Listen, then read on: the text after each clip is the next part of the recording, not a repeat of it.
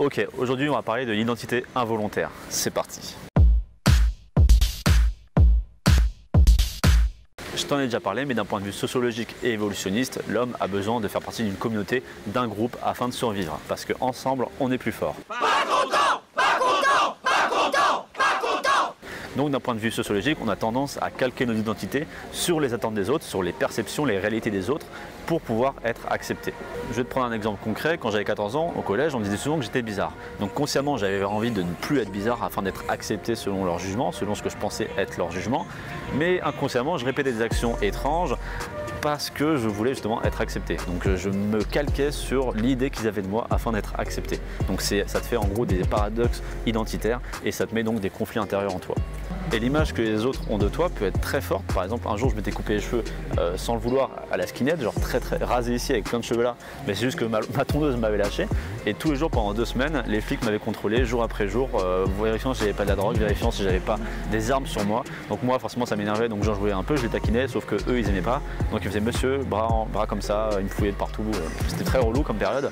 Mais en gros, vu que j'avais une coupe de skinhead, ils m'interprétaient comme étant un skinhead, donc étant un potentiel détenteur de drogue ou d'armes. Et c'est quelque chose de très vicieux parce que tu vas calquer ton identité sur ce que les autres voient de toi. Donc tu vas calquer, tu vas altérer ta construction identitaire, ta construction personnelle. Donc tu peux avoir des gros conflits intérieurs entre ce que tu veux être par rapport aux autres et ce que tu es réellement.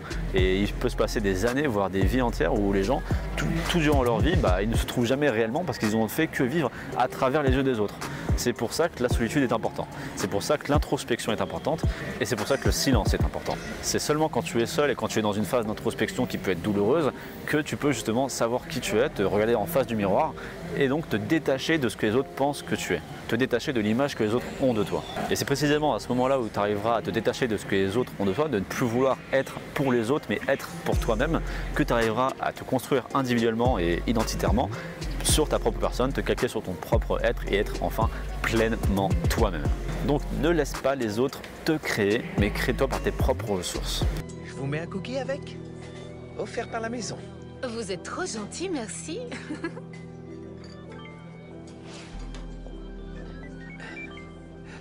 J'espère que ça a été clair. C'est tout pour aujourd'hui. Dis-moi dans les commentaires si tu as besoin de plus de précision ou si tu as des questions ou des trucs que tu ne comprends pas bien dans cette vidéo. J'y répondrai à tous les coups.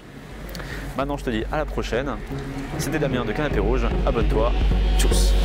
On est des conquérants.